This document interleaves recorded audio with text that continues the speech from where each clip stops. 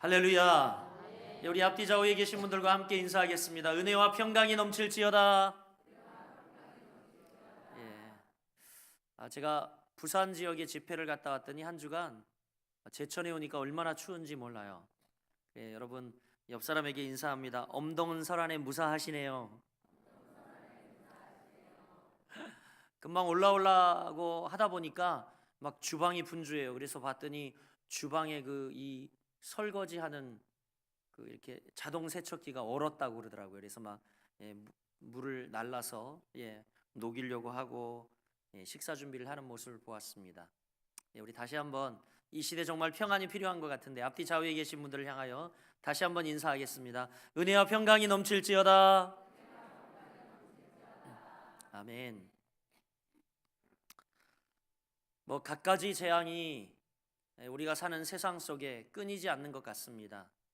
너무나 마음이 아프게 지난 주간에도 밀양에 큰 화재가 있어서 무려 100여 명 이상 되는 사상자를 내는 안타까운 소식이 전해지고 있습니다. 여러분, 이 가운데에 우리 하나님의 자녀들은 어떻게 해야 하는지, 또 어떻게 살아야 하는지 참 이 시대를 잘 분별하며 또 이러한 상황 속에서도 우리가 주님이 주시는 평안을 누릴 수 있는 그런 성도들이 되어야 할 줄 믿습니다.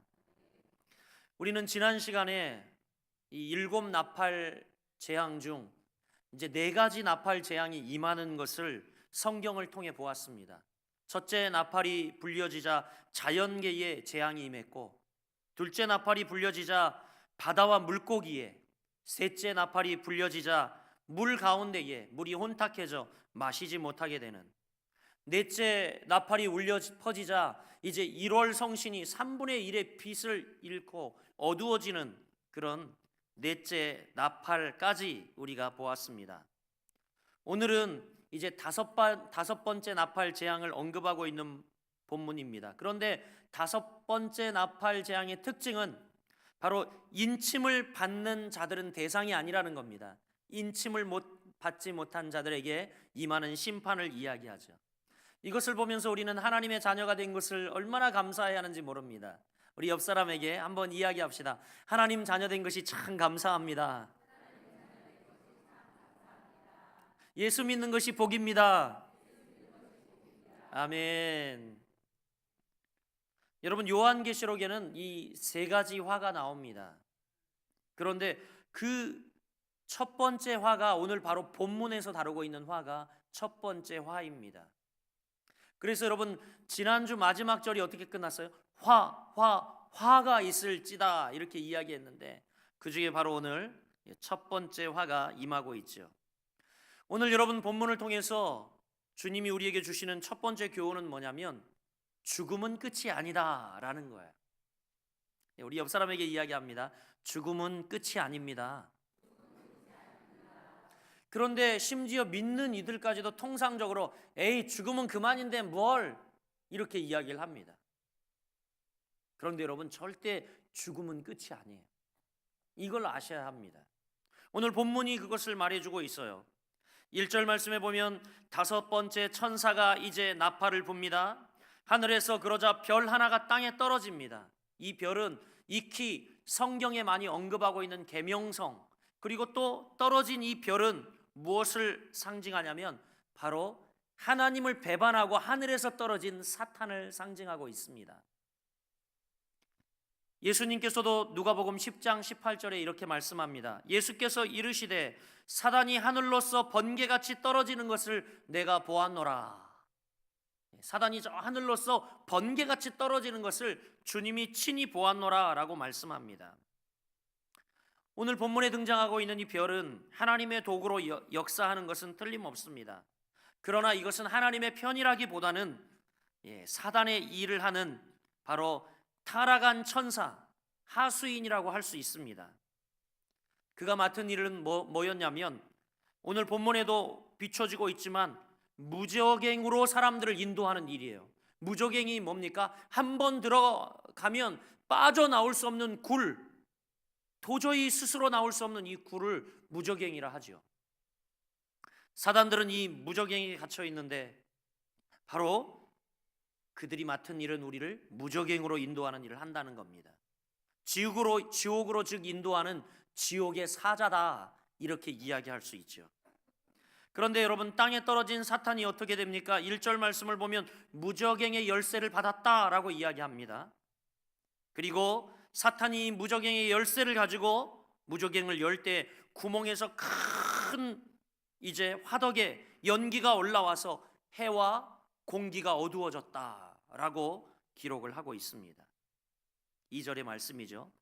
또한 그뿐만이 아니라 황충, 즉 메뚜기 떼가 연기 가운데로부터 땅 위로 기어 올라오기 시작합니다. 이 황충이 전갈의 권세와 같은 권세를 받고 이마에 하나님의 인을 맞지 않은 사람들만 해쳤다라고 기록을 합니다. 여러분, 이마에 하나님의 인을 맞지 않은 사람들, 옆 사람 보세요. 이마에 하나님의 인을 맞았나? 여러분, 이마에 하나님의 인이 없으면 이제 사단이 와서 그들만 골라 해친답니다. 무섭죠, 여러분? 여러분, 정말 예수 그리스도의 보혈의 피로 여러분이 인침을 받으셨습니까? 이 흔적은 성령이 우리 안에서 내증하고 있기 때문에 우리 자신밖에 몰라요. 우리가 과연 하나님의 인을 받았는가 받지 못하였는가 누구만 알아요? 우리 자신과 하나님밖에 몰라요. 한번 고백해 볼게요. 나는 예수의 보혈의 피를 인침 받았습니다. 아멘. 그러면 죽음이, 사망이, 심판이 넘어간다라고 이야기를 합니다. 할렐루야. 이렇게 황충, 즉 사단이 무적행에 나와서 이렇게 인침을 받지 못한, 즉 14만 4천 언급했잖아요. 하나님의 자녀로 피택받지 못한, 인침받지 못한 그들만 해야 한다라는 겁니다.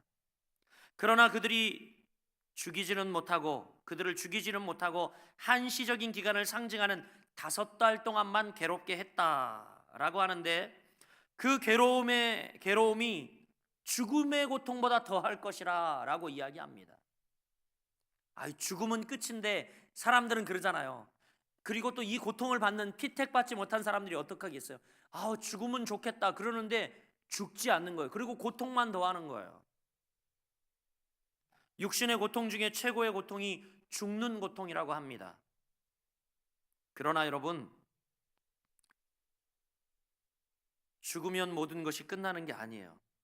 이 육신의 고통 중 최고의 고통은 죽는 고통인데, 그거보다 더 괴로운 고통은 내적인 괴로움이라고 합니다. 이게 죽는 고통보다 더하다는 거죠. 직접 당해보지 않아서 5번째 나팔이 불리어질 때 당하게 될 고통의 실체를 우리는 정확히 알 수 없습니다. 그러나 마지막 때에 그런 내적 고통이 분명히 더욱 심해질 것이고, 특히 불신자들은 죽음 이후에 상상할 수 없는 고통의 순간을 맞이하게 될 것입니다. 더 힘든 것은 6절 기록한 말씀처럼 죽고 싶어도 죽지 못한다는 거예요. 죽고 싶어도 죽지 못한다는 거죠. 세상 사람들은 죽으면 모든 것이 끝나는 것으로 알지만, 여러분, 죽으면 절대 끝이 아닙니다. 우리 옆 사람에게 이야기해 봅니다. 죽으면 절대 끝이 아닙니다. 아멘.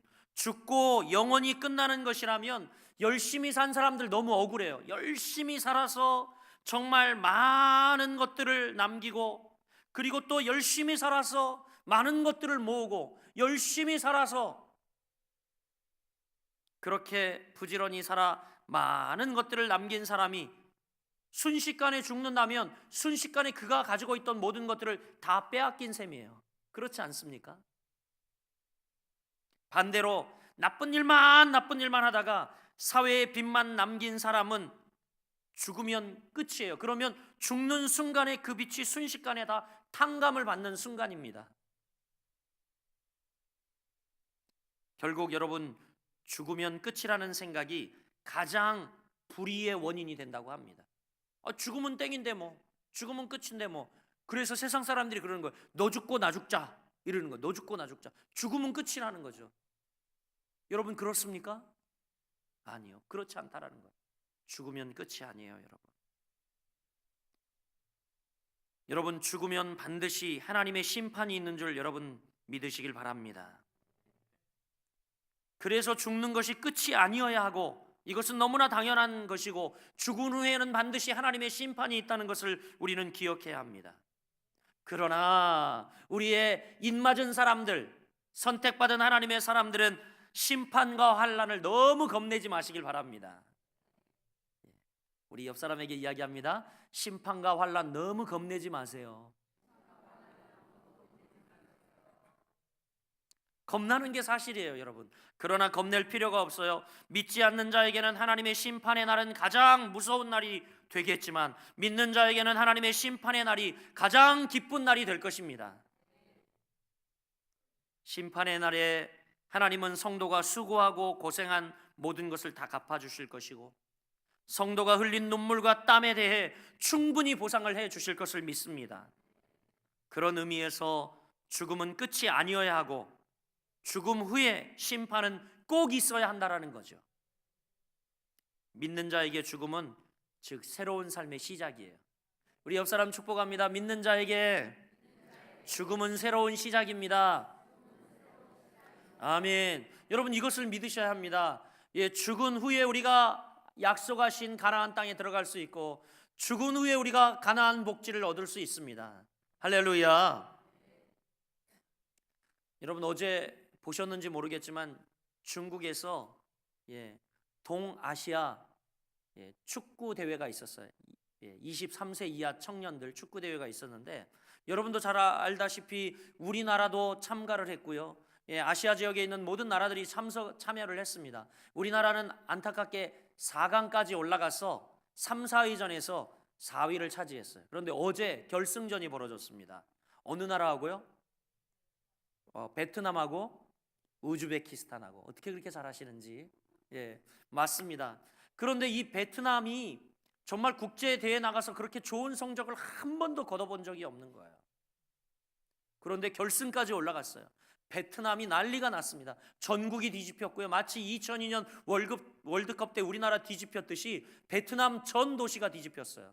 그리고 이 중국에서 경기가 있었는데, 베트남에서 그냥 급하게 비자를 막 내줘서 전세기를 띄워가지고 그 베트남 사람들이 중국까지 막 응원을 간 겁니다. 그런데 이 베트남 축구 대표 감독이 누구였는지 아십니까? 잘 아시네요. 우리나라 빛을 한 번도 보지 못했던, 우리나라에선 빛을 정말 보지 못했던, 그가 하는 것마다 제대로 실적을 올리지 못했던 박항서 감독이었어요.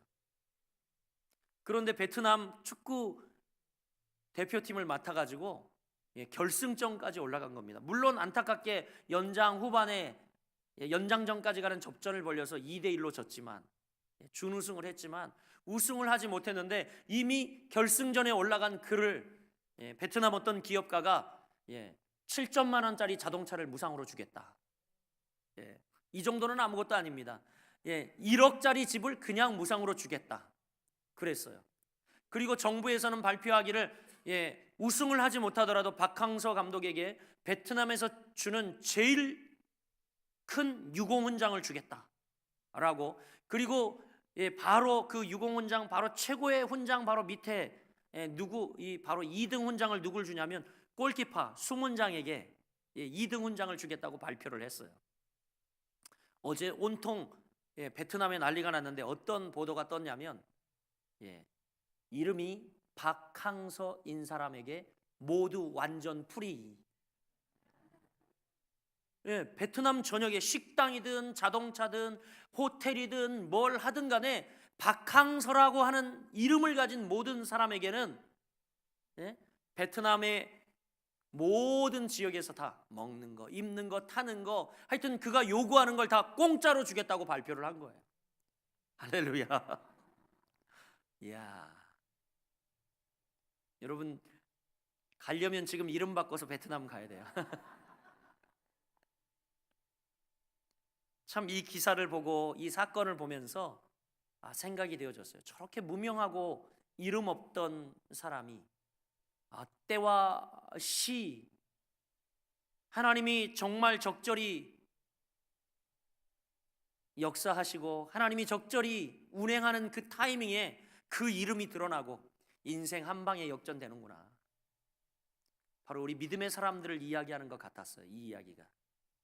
이 땅을 살아가며 빚 못 보고 지질이 궁상 살아갈지 모르겠지만 세상 사람들이 우리를 바라볼 때 야, 왜 그렇게 사냐 이렇게 이야기할지 모르겠지만 하나님의 심판의 나팔이 울려 퍼질 때에, 그때에 바로 이 박항서 감독이 거머쥔 수많은 보상과 수많은 은혜와 수많은 대가들이 바로 우리에게도 쏟아질 것 아닌가, 이런 생각을 해보았습니다. 할렐루야. 여러분, 죽음은 끝이 아니에요. 죽음 이후에 반드시 삶이 우리에게는 새로운 시작이라는 것을 믿으시길 바랍니다. 오늘 본문이 둘째로 우리에게 주는 교훈이 있는데, 그것은 우리가 정신 차리고 마귀의 속성과 특징을 잘 알아 속지 말라는 겁니다. 오늘 본문은 마귀의 속성과 특징을 아주 자세히 우리에게 일러주고 있습니다. 본문 7절부터 등장하는 이 황충은 악한 마귀들 혹은 마귀의 조종을 받는 사람들을 상징하고 있습니다. 그래서 황충들은 전쟁을 위하여 준비하는 말들 같다, 이렇게 7절에 표현하고 있는데, 그 모습은 바로 영적 전쟁을 위해 준비된 사탄의 모습을 상징합니다. 사탄도 영적 전투를 위해 준비되었어요. 여러분, 우리도 준비되어야 합니다. 영적 전투를 위해. 사탄도 준비하고 나오는데 말이죠. 그래서 어떻게 준비했습니까? 7절에 보니까 황충들은 머리에 금 같은 관 비슷한 것을 썼다라고 7절에 기록하죠. 이 구절에서 특징적인 건 뭡니까? 여러분, 금관을 썼다고 하면 되는데 뭐라고 이야기하죠? 금관 비스구리한 거를 썼다는 겁니다. 사탄의 특징을 이야기하는 거예요. 뭡니까 여러분? 이렇게 표현한 것을 보면 광명한 천사를 가장한 마귀의 속성을 잘 나타내고 있지요. 그냥 금관 쓰고 오니까 와, 저 통치자인가 보다, 우리가 따를린가 보다, 이렇게 우리가 쉽게 속도록 금관 비슷한 것을 썼다라고 이야기합니다. 금관을 썼다라고 성경은 절대 이야기하지 않아요. 아마 구릿빛, 황동 뭐 이런 관을 썼나 보죠. 그죠? 어쨌든 우리는 미혹되지 말아야 할 것을 이야기하고 있어요. 또 뭐라고 이야기하냐면 황충들의 얼굴은 사람의 얼굴 같고 여자의 머리털 같은 머리털이 있었다라고 8절에 이야기합니다. 이 모습이 뭐예요? 황충들 얼굴은 사람 얼굴 같았고 여자의 머리털 같았다니까 제가 생각할 때는 여자 얼굴인 거예요. 여자 얼굴, 그죠? 아주 아름다웠겠죠. 아주 매력적인 모습을 띠고 있었다는 이야기죠. 이 묘사는 바로 마귀의 간교성을 나타내주고 있어요. 그런데 또 특징은 뭡니까? 이렇게 아름다운데 갑자기 입을 딱 벌렸는데 이는 뭐예요? 사자의 일을 하고 있다는 거예요. 여러분, 간혹 드라큘라나 여러분 이 전설의 고향 이런 데서 나오는 이 귀신들 마귀의 특징이 뭡니까? 이가 뭐예요? 일이 날카로운 일을 가지고 있죠. 그렇다라는 겁니다. 바로 잔혹성을 이야기하죠. 이 이빨로 드라큘라는 사람의 목을 어떻게 콱 물어서 피를 한 번에 쪽 빨아먹습니다. 예, 실제인 줄 알고 또 너무 놀라지 마세요. 바로 이렇게 마귀의 잔혹성을 나타내기 위해서 이런 표현들, 구절은 또 이렇게 이야기하죠. 황충들의 가슴부에는 철호심경이 있었다라고 이야기합니다. 호심경은 우리의 심장을 보호하는 이 갑옷이죠. 너무 중요한 겁니다. 즉 뭐냐면 마귀는 이렇게 강력한 힘을 가지고 있다는 겁니다. 강력한 힘을 가지고 있다는 거죠. 이제 10절로 넘어가 보면 10절에 보면 황충들의 꼬리 부분에는 전갈과 같은 꼬리와 쏘는 살이 있어서 그 꼬리에는 5달 동안 사람을 해하는 권세가 있었다, 이렇게 말하죠. 그러니까 전면에서 보면 황충들의 앞면은 어때요? 여자의 모습을 하고 머리카락이 길어요. 이래 아름답죠. 그런데 뒤에는 뭐가 있는 거예요? 꼬리가 있는데 이게 정갈과 같은 꼬리가 있어서 독침이라는 거예요. 독침.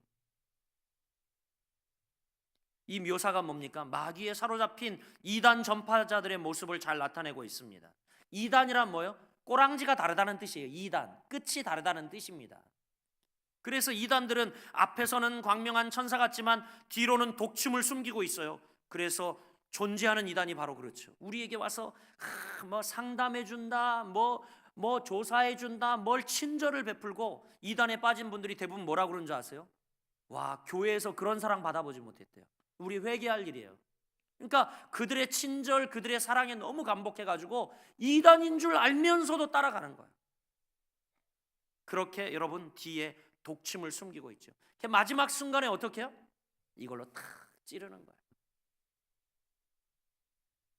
11절 말씀에 보면 또한 이 황충들에게는 왕이 있대요. 그 왕은 무저갱이 사자였고 그 이름은 히브리 말로 아바돈이고 헬라어로는 뭐래요? 아볼루온이다 라고 이야기합니다. 그래서 찾아봤죠. 사전을 찾아봤더니 이 두 가지 뜻이 하나는 히브리어로 표현했냐, 하나는 헬라어로 표현했냐만 차이가 있지, 두 가지 낱말은 다 똑같은 뜻을 가지고 있어요. 어떤 뜻이냐면 파괴자라는 뜻을 가지고 있다는 것. 즉 이들은 파괴자라는 거예요. 즉 이 무저갱의 사자는 사탄을 상징합니다.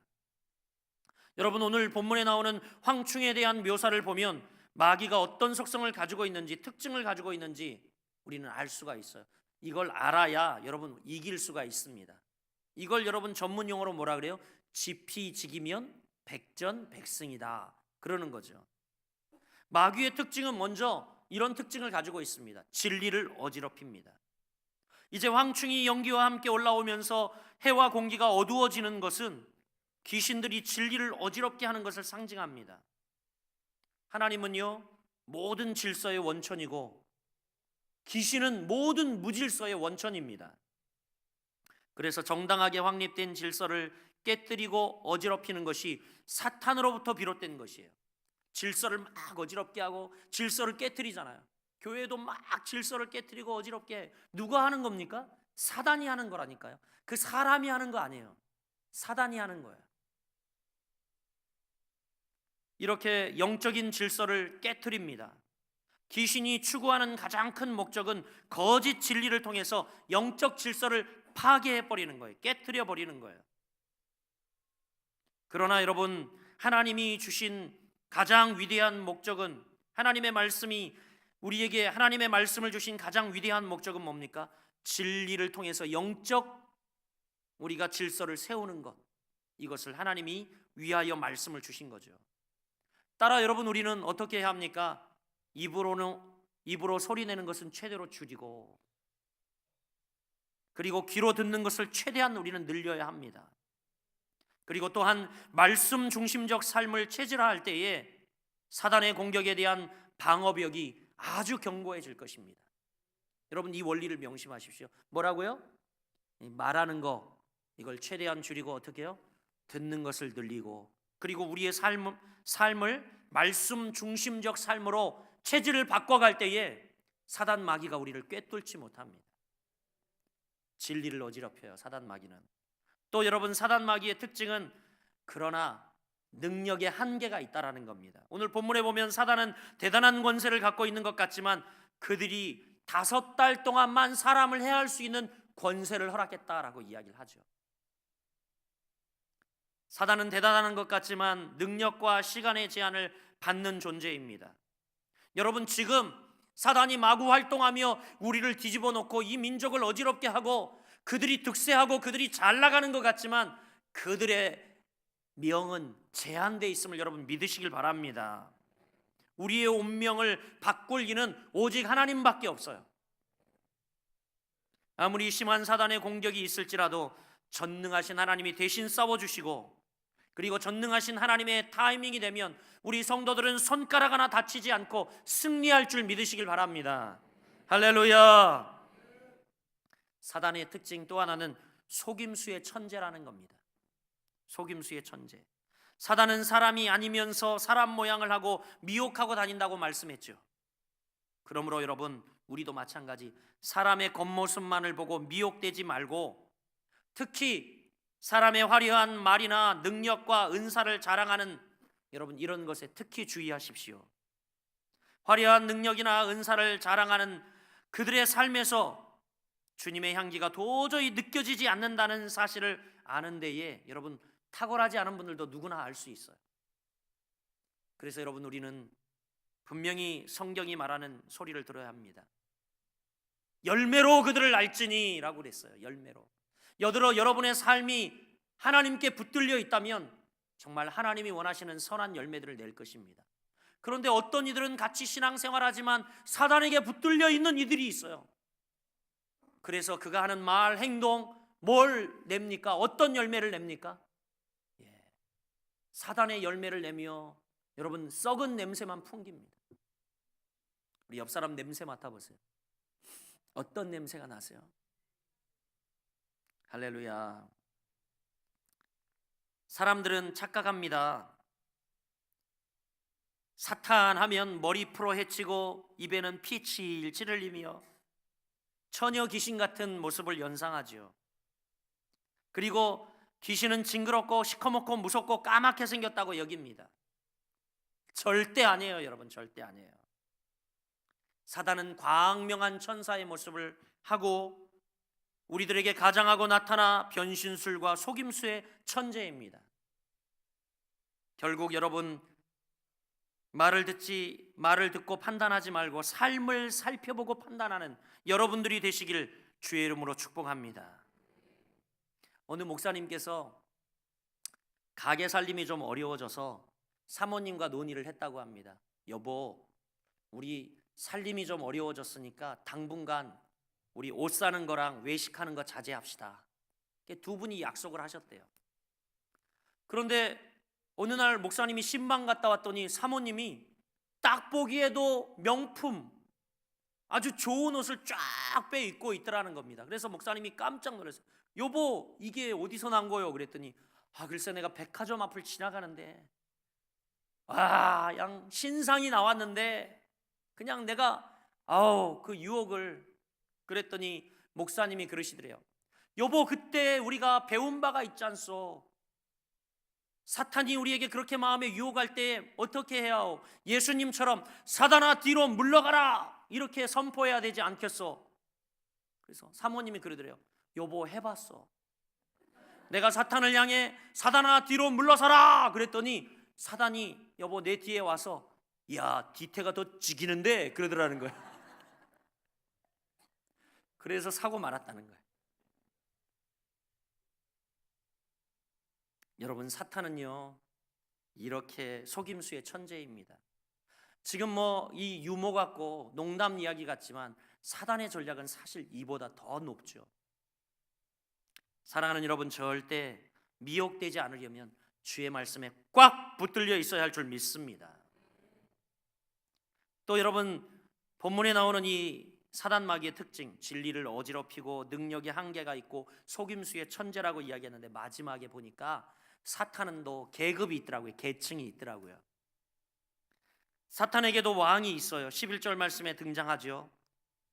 사탄은 분명히 존재하는 실체라는 겁니다. 에베소서 6장 12절에 보면 사도 바울도 이것을 인정합니다. 우리의 씨름은 혈과 육을 상대하는 것이 아니라 우리 육체 뒤에 배후에 조종하고 서 있는 누구를 위해? 악한 영들에 대함이다 라고 이야기를 하고 있어요. 여러분, 모든 유혹과 다툼과 무질서 가운데 드러나지 않는 주범이 있는데 그것은 사탄이라는 거예요. 지금도 사탄은 어떻게든지 우리 성도들을 자기 밑에 두려고 합니다. 끌려다니게 만들죠. 그래서 사탄에게 복속되고 세상에게 복속된, 사단이 지배하는 세상에 복속된 성도들을 보면 뭐예요? 끌려다녀요. 다 끌려다녀. 주도하지 못합니다. 여러분, 무엇에 끌려다니고 있습니까? 물질에, 명예에, 권세에? 여러분, 무엇에 여러분이 끌려다니고 있나요? 지금도 사탄은 이렇게 성도들을 자기 밑에 두려고 합니다. 마치 애굽의 바로 왕이 이스라엘 백성들을 그 땅에서 절대 내보내지 않으려고 얼마나 몸부림을 쳤습니까? 그렇게 꽉 이스라엘 백성들을 그 땅에, 애굽 땅에 붙잡아 두려고 했어요. 지금도 마찬가지입니다. 이런 영적 전쟁이 계속 여러분 일어나고 있죠. 우리가 하나님의 자녀가 되었어요. 세상 가운데 나와 이제 하나님께 속한 하나님 나라의 백성이 되었습니다. 그런데 사탄은 계속해서 우리를 붙잡고 그 세상 나라에 우리를 복속시키려고, 그 아래에 우리를 가둬두려고 계속 우리를 공격한다라는 이야기죠. 그 전쟁에서 우리는 스스로 힘만으로는 절대 사탄을 이길 수 없습니다. 영적 전쟁에서 승리하려면 우리가 먼저 예수 그리스도의 보혈의 피로 인침을 받아야 할 줄 믿습니다. 한번 따라해 보겠습니다. 나는 예수 피로 구원받았습니다. 날마다 여러분 고백해야 돼요. 나는 예수 피로 구원받았다. 나는 기쁘다. 나는 기쁘다. 여러분, 그래야 여러분 사단을 이길 수 있습니다. 영적 전쟁에서 승리하려면 이런 예수 피로 인침을 받아야 하고, 우리가 여러분 정말 귀한 예배 중심적인 삶을 살며 때마다 시마다 기회가 있을 때마다 주 앞에 예배하는 삶, 기도하는 삶, 감사하는 삶, 찬양하는 삶, 나누는 삶 될 때에 여러분 그 삶을 통하여 여러분이 주께 더욱 가까이 가며 승리하게 될 줄 믿습니다. 말씀을 맺으려고 합니다. 오늘 말씀은 여러분 안 믿는 사람에게 임할 재앙이라고 치부해서는 안 됩니다. 우리에게도 이런 재앙이 임할 수 있다는 쪽으로 우리가 해석하고 믿는 것이 좋습니다. 첫째, 화해의 제왕을 통해서 확실히 입맞지 못한 성도들을 하나님이 연단하는 것을 볼 수 있습니다. 여러분, 우리는 먼저 지금 구원의 확신을 가져야 합니다. 나는 과연 입 맞았는가? 만약 여러분이 어정쩡하게 입 맞지 않고 세상과 하나님 사이에 아직도 양다리를 걸치고 있다면 여러분 이제 첫째 화가 임하여 입 맞지 못한 성도들을 연단하실 때처럼 여러분에게 그런 연단이 있을 것입니다. 그날에 죽기를 구해도 얻지 못하고 죽고 싶으나 죽음이 저희를 피하리라 라고 하는 말 속에 여러분 이것이 죽음보다 더한 고통임을 우리는 깨달아 알아야 하지요. 사랑하는 여러분, 깨어 준비함이 필요합니다. 종말의 적그리스도는 세상으로부터 대단한 환영을 받으며 마치 황충떼들은 미친 듯이 적그리스도를 따르게 될 것입니다. 그러나 주의 재림을 사모하는 성도들에게도 이 황충과 환난의 재앙이 닥친다 할지라도 앞으로 나타날 주의 재림과는 재림의 영광과는 좋게 비교할 수 없음을 여러분 믿고 그 사실을 굳게 믿으며 준비하는 여러분들 되시길 바랍니다. 사단이 대부분 공략하는 여러분 것은 우리 인간의 대부분 욕망을 공략합니다. 그러므로 어느 때에나 욕심을 가지면 우리는 미혹에 빠지게 되어 있죠. 말세에 우리가 어떻게 살아가야 합니까? 디모데전서 6장 10절에는 이 바울이 이렇게 이야기합니다. 돈을 사랑함이 일만하게 뿌리가 되나니 이것을 사모하는 자들이 미혹을 받아 믿음에서 떠나 많은 근심으로 자기를 찔렀도다 이렇게 말하고 있어요. 돈을 사랑함이 일만하게 뿌리가 된답니다. 이걸 사모하는 자들은 미혹을 받는데요, 사단의 미혹을 받아서 믿음에서 떠나게 되고 그리고 그로 인한 근심이 자기를 막 전갈이 찌르듯이 계속 찌른다는 겁니다. 이런 고통이 찾아온다는 거죠. 그 결과는 죽음에 이르는 고통이에요. 아울러 야고보 사도는 또 뭐라고 이야기합니까? 야고보 1장 15절에 이렇게 이야기합니다. 욕심이 잉태한즉 죄를 낳고 죄가 장성한즉 뭘 낳는다고요? 사망을 낳는다라고 이야기를 합니다. 여러분, 이 시대에 우리는 자족하는 신앙으로 주님이 주시는 연단을 이루어야 합니다. 사도 바울의 마지막 고백을 여러분에게 읽어드리며 말씀을 맺으려고 합니다. 빌립보서 4장 11절부터 13절까지 말씀을 제가 봉독해 드리겠습니다. 내가 궁핍함으로 말하는 것이 아니라 어떠한 형편이든지 내가 자족하기를 배웠노니 내가 비천에 처할 줄도 알고 풍부에 처할 줄도 알아. 모든 일에 배부르며 배고픔과 풍부와 궁핍에도 일체의 비결을 배웠노라. 내게 능력 주시는 자 안에서 내가 모든 것을 할 수 있느니라. 여러분, 이것은 굉장히 위대한 고백입니다. 말세를 바라보며 종말을 바라보며 하나님만을 표대로 바라보며 사는 성도의 귀한 고백이죠. 오늘 이 고백이 여러분의 고백이 되길 바라고 저의 고백이 되길 바라고 이 시대를 살아가는 많은 그리스도인들의 고백 되기를 주님의 이름으로 축복합니다.